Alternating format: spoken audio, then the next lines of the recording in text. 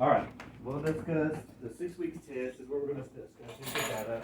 So if, Ms. Condra, if you'll explain what they missed and why they missed, and then we'll go from there. Okay, the TEKS were covering multiplication strategies. It was 3.4D and E. And so there were different ways of looking at some of the questions and trying to figure out a strategy to break apart different numbers, whether they were doing arrays. One of the questions is actually an array. The one that they missed was a constructed response, which part of this is getting them used to having to write their own information into the computer. And I've noticed that this question number 4 was probably the most missed. Okay, so number 4 had to do with, so tell me what number 4 was about. Number 4, it's an array, and they were supposed to take this information looking at the array and write 2 different multiplication facts to show the total number of piñatas Lucinda saw. So, as a teacher, what I'm thinking is that they probably did not show different ways. They probably looked at the array. They've been taught to look at columns times rows, multiply columns times rows, but we've also taught them strategies of, okay, how do I find the answer of a multiplication problem? I could use repeated addition, I could use a number line, I could use grouping. And so my thinking is, since they did not, most of them missed part of this on the grading part, they probably only saw the array and probably just did 5 times 3 equals 15 and did not do a second strategy.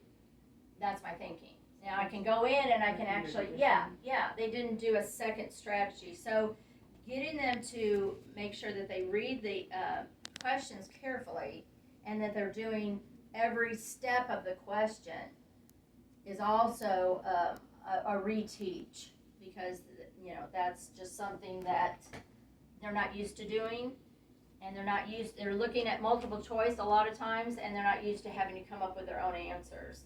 I don't know if there was another question that was highly missed. I just noticed question number 4 happened to be one of those. Was there another on that? Do you have that data? Yeah, I think at number 7 was one of them. Was it? Yeah. Okay. You can talk about that one too. Let me look at 4.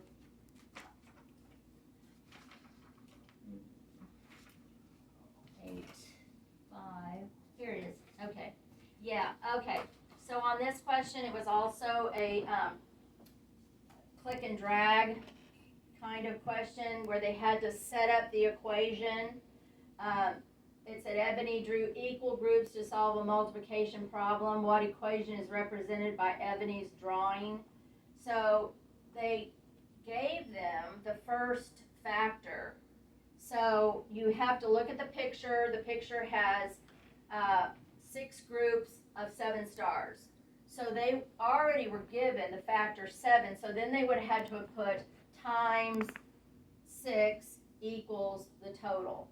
And so this wasn't missed as much, but it was still pretty highly missed.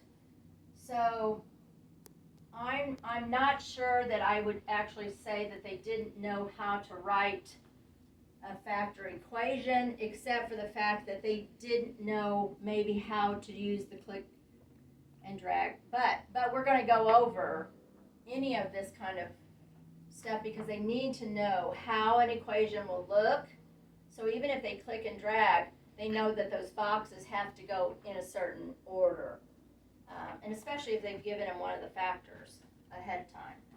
Okay, so how are you going to cover that and reteach that? So what I'll do is I will find probably some other star questions, because I love to go in and find on Lead 4, and I can go into the particular TEKS, and I can even go into maybe setting up equations, something like that, so that they can know, okay, this is how it will look, kind of like when you learn to read from right to left, that kind of thing.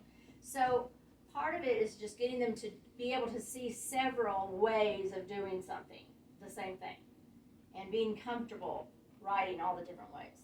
Okay. So I probably will reteach the strategies and let them pick some strategies with a particular multiplication problem and say, okay, how many different ways can we write this? How many ways can we, and we've been learning on not only the strategies, but also the properties, like when you, oh gosh, the one where you had to break it apart. Distributor, that's it. So like if you had a 2-digit multiplication by a single digit, then how do you see that? It's still the same thing, but you can use a distributive property to break up 32 times 4 into 3 tens and a 2 times 4, and then add that up. So we've been working on some of the properties of multiplication in addition to the strategies of multiplication, just because of this very thing, so that they have an opportunity to see it in all kinds of interesting ways. All right, Ms. Is that okay? Stevens, yep, and I'm, Ms. Stevens. Is that this one? Ms. Stevens, yeah, this is yours. Okay. So, I'll pull this up and I'll let you talk about yours and then you can go over it. And that's 5th grade? Yeah, this is 5th grade. Okay, so for 5th grade, the teaks that we had covered in this particular assessment was multiplication and division of whole numbers with double-digit divisors and with double-digit multiplication. After looking at it, I can see that they're still struggling with the division aspect of it. And I have one group that's still kind of struggling with the multiplication. I noticed looking back at their answers and going back over the test with them that on the multiplication side of it, they have the steps and they have where they're crossing off the ones placed at the bottom and changing it to a 0. So I taught them to change it to a 0, drop it down, but they're not dropping it down. So they're off on their alignment whenever they go to add it. So we've been working on that again.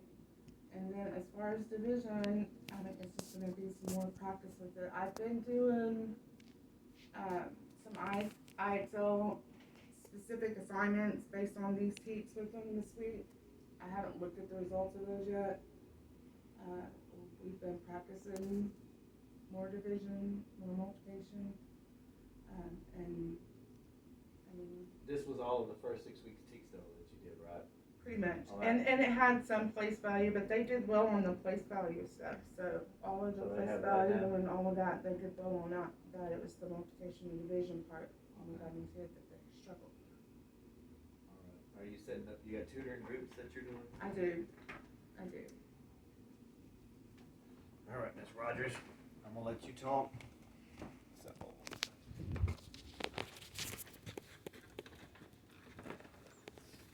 How about yours? Go ahead. Okay, I did. This is on my 3rd grade assessment. She had 3 areas where she needed to have some reteach. It was 2.A, which is composing and decomposing numbers. We're still having trouble with finding like the sum of many tens, thousands, and the expanded notation. Okay.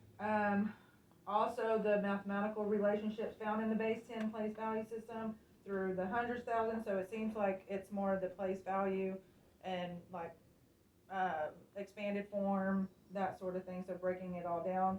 And she also had trouble in 4B, which is rounding to the nearest 10 or 100. So the way I'm going to reteach those is finding some extra practices, especially getting her used to the type of question that was asked on the test.